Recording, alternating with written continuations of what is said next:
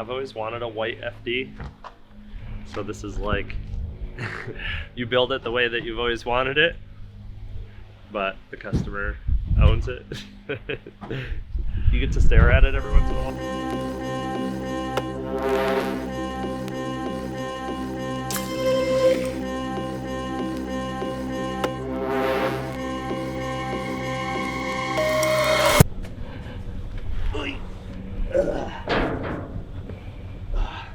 Somebody adjusted my seat.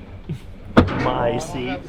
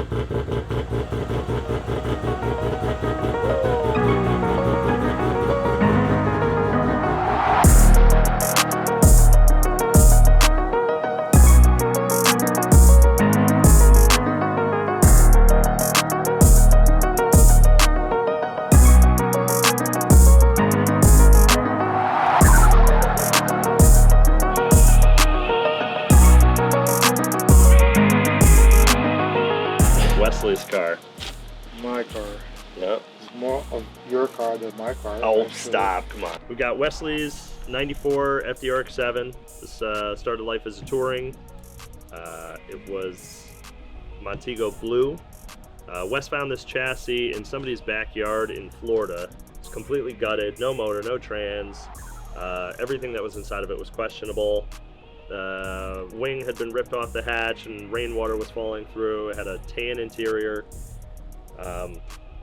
So when he originally reached out, he was looking for somebody to do intercooler plumbing or like a final. The motor was in the car. He had intercooler plumbing done somewhere else. It was sort of like, hey, I just need you to get this thing together and make it work. Put a tune on it. I think that's, yeah, you basically like came for tuning. I came in for, yeah. And I mean, the hood wasn't latching. I mean, the guy said the car was ready. Yeah. It wouldn't idle. Yep. The hood wouldn't latch. Yep. Yeah, you had you had the front mount with yeah, the we had a front piping mount. going over the top. The pipe was going over here. Yeah. The hood Yeah, wouldn't latch. The car wouldn't idle. It was smoking like crazy. Yep. And that was it. Yeah. So then we started talking. It escalated real quick. And one thing led to another, and I'm like, hey, you know, this thing leaks like a sieve. Like, let's pull it back out and clean it up and redo the oil pan, which super common on these cars to have leaky oil pans anyway. But I'm like, let's get the motor out of it. And then it was like one thing led to another. You know, well, the motor's coming out. Let's paint the bay. I kind of want to change, you know, the body color to white. And or there was a couple of, it was like white or purple or like a couple of different colors. Couple choices of paint colors, and I never thought choosing the color for a car would be so hard. Yeah. Until I actually had to. Yeah, it's super difficult. Yeah, I had a couple other choices, but I mean, I think I made the right decision. Yeah, so I heavily swayed him in the direction of white. I basically said you can't paint the car any other color than white. He put his own spin on it. Yeah, you wanted me to paint the Chase White, which is the OEM color. Right. But I like white. Everything I owned at the time was white, but I didn't want it to be like just a base white. Right. So I added a little bit of pearl in there. But there's like a tri-coat of silver pearl on top. The car looks incredible. I mean, for me, I'm not a huge pearl guy because pearl usually is yellowed and it makes the car look dirty. Yes. But by using a silver pearl, I mean, it keeps it really crisp. It really pops. Yeah. It really does. Really crisp white, always clean. Then it was 99 front end. Okay, I want a 99 front end, but I want it to be OEM, or he wanted it to be OEM rather. So there was a point of contention about the license plate frame square, and I'm like, you gotta have it. I know a lot of people don't like it, but it really does make the nose look right. It does. It really does. It's a lot of people ask me why I went with the OEM, but if you look at a bumper that doesn't have this, right, to me, it doesn't look right. To me, it just doesn't. No, it's really got to have it. I like that there's a place for the number plate to go. Yes. Because then when you have an OEM one, or excuse me, an aftermarket one, it's like the nose curves down too much. Then you're like, well, now I absolutely can't run a number plate on the front. Or, to me, it mostly is the lines. Like the aftermarket bumpers, the lines never line up, and it's like well, it makes this area too thin, like too pointy for too long. Exactly. You know, because when they did that, somebody interpreted that curve, and it never looks quite right. It doesn't. And it never, you're not going to get OEM fitment like this where it lines up perfectly on the sides and stuff. This is a point of contention on FDs. They always are difficult right there. They pull, and you'll see it. I mean, even I would say that this is a very good fitting front bumper, and even still, there's always that difficulty of curve. There is. When you tighten the bolts down and stuff. So yeah, then it just progressed. I mean, you were looking for big brakes. We like to build custom brake setups because we just like OEM stuff and modifying stuff. And so these are Evo 8.9, like a CT9A Brembo caliper, modified knuckles. So we milled down the brake tabs on the knuckles in order to mount the caliper with the correct offset, using a GS350 F Sport rotor or something like that.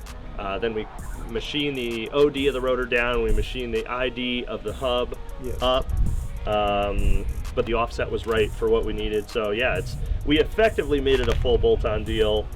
And it works amazing. Yeah, they work great, and they fill the wheels out well. Yeah. 18s are like a must on these cars. Found a full black interior, switched that all around. You had a beautiful set of R1 seats that we put in the car. I got lucky on those seats. Yeah, they were super mint. I paid dirt cheap for them, and they're like in amazing condition. Yeah. Now it took 2 years, I think, to get to this point. Pretty much 2 years. 2 years. Between paint and then all the V-mount setup is all custom because he wanted AC, and at the time there were no companies offering V-mount AC setups. So we went through and built all custom lines, and he did. Yeah. He offered me one. We made it work. I'm like, yeah, we can do it. And it was funny. You're like, oh, I don't know, I want to do a V-mount, but then like obviously cost is always an option, an obstacle. I'm just like, I'll give you the intercooler. Like, let's just make this work. At that point we were so deep in it. So there's no point of not doing it. I mean, yeah. And if you look at it, even though I put this in there to cover a little bit, like everybody, every time they look at, oh, what kit is there? I'm like, well, this is all custom, and then it was done by Seamus. He did an amazing job. Like I said, I have nothing to complain about. Never did. Yeah, I love the way that the car came out. I mean, there's certain things that we do on all the FDs. I really like using the turbo source manifolds because these things get so lava hot that you can't, like a tubular manifold. Even the Gleesman stuff is very nice, but the turbo source stuff is really where it's at. We always use the Banana Racing idler. I see so many guys who don't run this, and they barely touch their water pump with belt, and they spin at like 8,000 RPM. So then you actually end up not producing any more water flow, and then the car overheats, and it's a huge problem. You get belt squeal at 8,000 RPM or whatever. So we just like to use this kit because it works really well with the high mount and the low mount kits from Turbo Source. It's very compact, and it's all steel, which is cool too. Yeah, all the wiring is all redone and custom. A lot of Chase Bay's products sprinkled throughout, from the coolant overflow to the ABS delete and brake tuck with bias control valve. All that stuff is from Chase. Saki Bomb coil kits, we typically run these on most of the cars. It's an IGN1A coil. Cars on Haltech Elite 1500. Full fuel system. Most of it's from Radium or Full Function Engineering, and then we've got ID 1000s, 2000s for injectors, or 1050s, 2000s.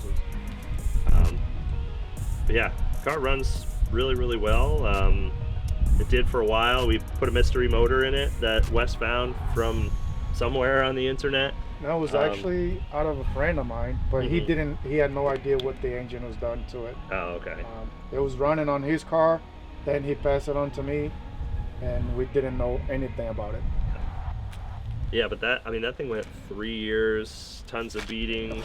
Yes. I mean, tons of beatings, and it was great. It eventually let go, actually from, you had bought an aftermarket oil metering pump oil line kit, and the rear banjo fitting was not drilled. It was just a manufacturer defect. No, it was actually, it came with the car. It came with that engine. Yeah, it came with that It was already motor. on that engine, but one of the lines Oh. had a defect. Yeah. Yeah. So the rear OMP was not oiling the rear housing. So it Lasted a long time. a long time. That was a considering. 40-to-1 premix, so it was like 1 ounce per gallon or Yeah, I did something like 50 to 1. 50-to-1. Okay. Yeah, so it lasted a long time, especially in Florida heat with air conditioning, and it was turned up pretty good. But now for the newest iteration, Wes pulled the motor out, had a guy down in Florida do a half bridge on it, and now we're back for more tuning, and we're going to do more fuel system. More power. More power, more fuel system. Definitely more fuel system. We were out of fuel system before. Yes. So yeah, more to come on this, and I just wanted to give you guys like a little bit of a dive into this FD.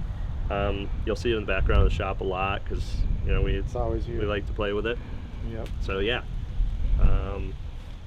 hit the B-roll.